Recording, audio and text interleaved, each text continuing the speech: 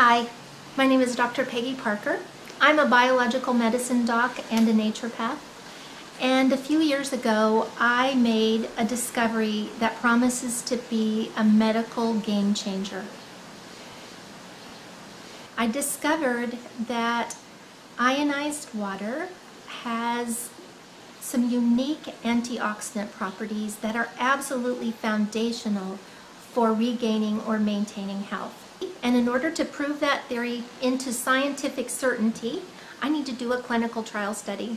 And doing this study has been an absolutely overwhelming passion of mine for the last few years.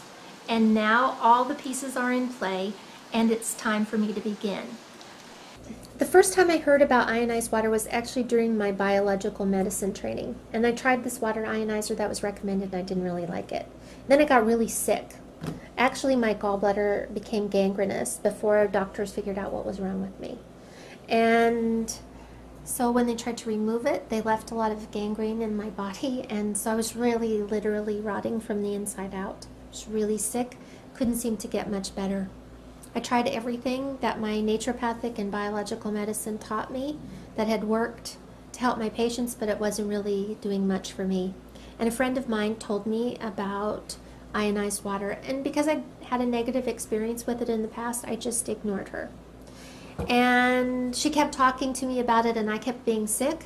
So one day I found out that there was a man coming from Japan to do a lecture.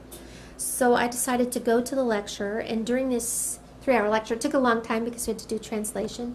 During the 3-hour lecture, I drank 4 16-ounce glasses of this ionized water, and every symptom that I had disappeared, and it stayed gone for 2 full days. So I knew there was something important, I just couldn't figure out what it was. So I went home and I started thinking about it, and then I was like, oh, I think I might understand what's happening. So I went and bought an ionizer, arranged for 10 of my patients or friends who were all 60 years old or more to be part of an informal study. And they agreed to drink a certain amount of water every day and come back in after 1 week and 2 weeks and after a month to be tested. And so what I was doing is testing their blood, their urine, and their saliva and hooking them up to some machines and kind of looking at things. Their test results were tremendously better. So it wasn't based on symptoms. What I was looking at was how minerals were being introduced into their cells, how the pH, how the cells would change pH, and how the rates of oxidation were changing. And oxidation happens when free radicals bombard your cells. And you have about 100 trillion cells in your body, and every day each one of those cells are assaulted with 10,000 by 10,000 free radicals. That damage is called oxidation. Free radicals are really just atoms or molecules that have lost an electron.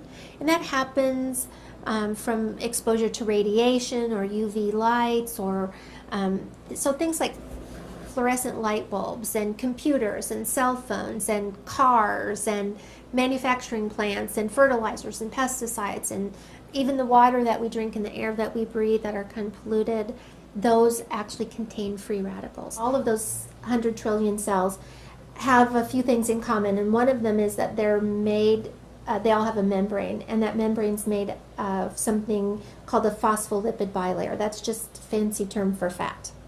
And fat is one of the things that's the most easily oxidized substances in your body. And we can see examples of that in your own kitchen. If you've ever fried anything and then later you try to clean that vent fan in your kitchen and that fat is thick and sticky, that's oxidized fat. Because our cell membranes are made primarily out of fat, as these free radicals enter our bodies, they start stealing electrons from the fat, causing a huge problem. That fat then changes its character. Instead of being a semi-permeable membrane that allows oxygen and water to flow freely in and lets carbon dioxide and a few other waste products out, instead of doing that, it starts to repel water, so the cell becomes dehydrated. It starts to repel oxygen, so now the cell doesn't have enough oxygen to produce energy. And inside the cell, carbon dioxide is trapped and other waste products are trapped, so it effectively makes a very unhealthy cell. Well, Those unhealthy cells will divide and multiply in your body just like all cells will. So healthy cells, unhealthy cells, they all do the same thing. They divide and make two new daughter cells that are identical to the parent cell. When that happens, we start to see tissues change. We start to see organs change. We start to see glandular systems change. And so wherever your genetic weakness is in your body, whether it's your eyes or your heart or your blood vessels or your skin or your pancreas, wherever the weak link is, that's where we're going to see a disease process or an illness begin to form.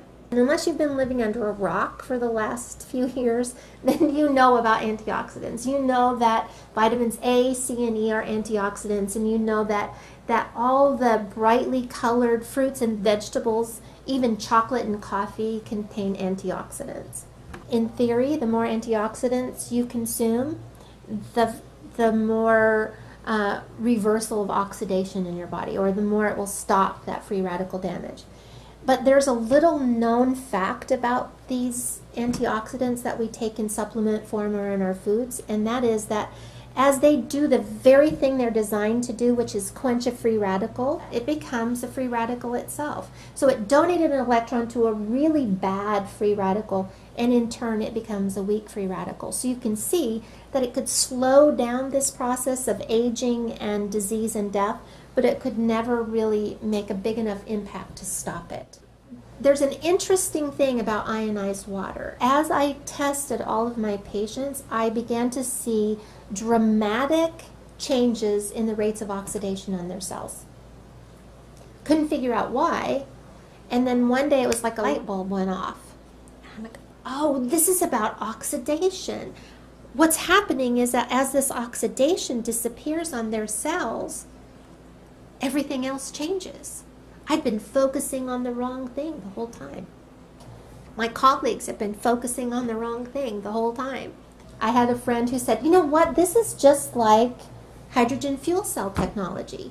What happens in a hydrogen fuel cell is that water's passed through an electrical field, splits the water up, so H2O becomes OH negative and H. So we have hydrogen, and in the presence of platinum, which exists in all hydrogen fuel cells, those hydrogen easily, freely give up their electrons. So now what do we have? We have a bunch of free electrons. In hydrogen fuel cell technology, those free electrons are put down a little wire and we get electricity.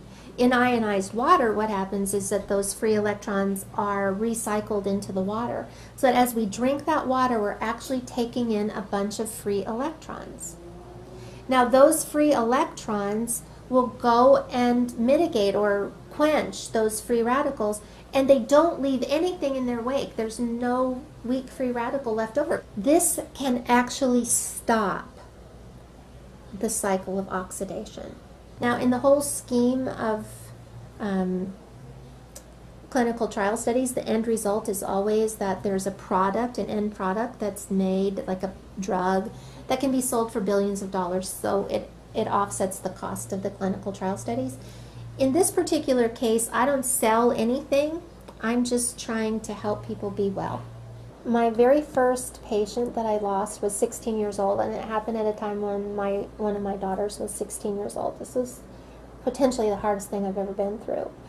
And all I could think of was what could I have done differently? How could I have helped her?